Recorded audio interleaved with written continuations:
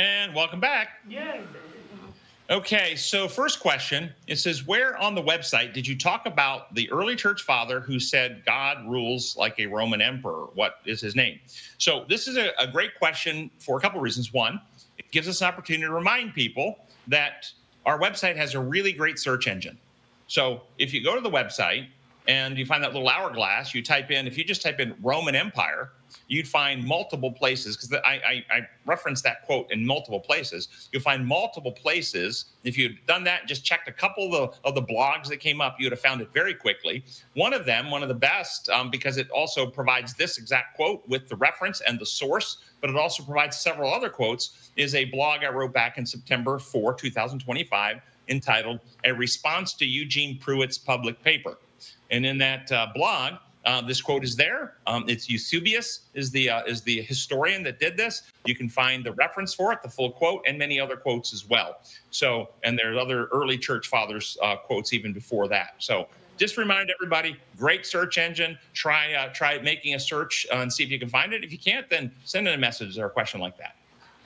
Next is, can you share your thoughts on this statement? Now, this statement has come up repeatedly over the years. But it's a statement from Ellen White and Spiritual Gifts 193. It says, it says, God cannot take the slave to heaven who has been kept in ignorance and degradation, knowing nothing of God or the Bible, fearing nothing but his master's lash, and not holding so elevated a position as his master's brute beasts. But he does the best thing for him that a compassionate God can do. He lets him be as though he had not been. End quote. And the person says, can't God save the slave in this situation? And this goes directly to, what do you understand salvation to be? What do you understand salvation to be? Is salvation a legal act that frees one held in legal bondage of slavery? If that's the case, then of course he could. If that's what you think salvation is. But that's not what salvation is.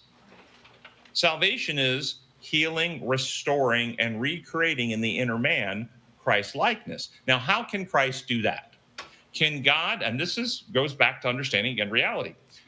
God has the power to reach inside any creature, any human being, any angel, and by the use of his divine power, make changes inside their heart and mind. Change the pattern of their thoughts, change the things that they know, erase memories, implant new memories. He can change anything he wants. If he does that, first and foremost, then he isn't the God that we have come to believe him to be, a God that we can trust and a God of love and freedom. He's a manipulator, number one. He's the kind of person Satan says he is if he were to do that, but he has the power to do it. Number two, though, if he did that, would he actually save the person he's doing that to? No, he actually destroys them. He erases their individuality. He makes them into something they are not. The only way God saves is by the power of the Holy Spirit. Truth, love, leaving people free to decide. And that's why Paul said in Romans, every person must be fully persuaded in their own mind. It's only as you choose truth that you're able to be transformed. Salvation is not genetic reproduction of the current body we're in. This slave in the example talking here, God could certainly take that person's genetic structure and create a clone, what you might call an identical twin. If you know any identical twins or identical triplets, you know they have the same DNA. They are not the same people. They have different individualities, don't they?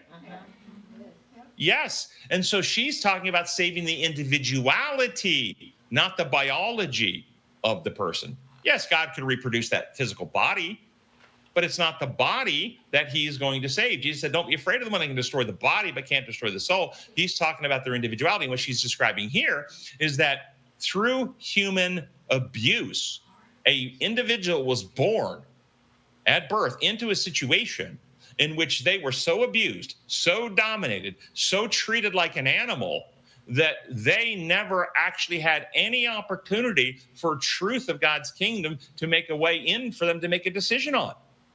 They have not rejected salvation, but they also, because they've never even seen the choice of it, they haven't rejected it, but they also don't have life in them. They still have the life of fear and selfishness that we all come into. And the only thing God can do for them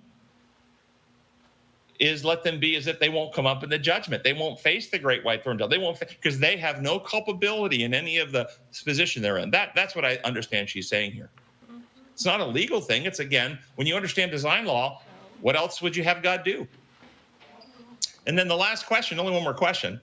It says, Dr. Jennings, I have a few friends who keep talking about being the target of demonic attacks or being demon possessed. Often it is being possessed by the spirit of Jezebel or being the subject of witchcraft. Recently, they said they had to cast out multiple demons from a person. In Mark 5, it talks about Jesus casting demons out of a demoniac. Can you briefly explain the reality of demon possession and casting out demon spirits? I cannot briefly explain that. However, good news for you. If you go to our website on the homepage and just scroll down on the homepage, you will see down about halfway down the homepage, you will see a talk that I did called Spiritual Warfare, Angels, Demons, Quantum Mechanics, and Your Brain.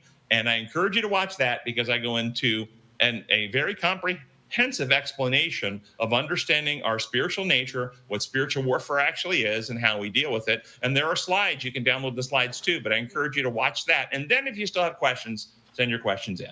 Thank you. And that was it for today, and I'm looking forward to being there. We'll be there next week for potluck. You all have a good week. Thank you. Bye-bye.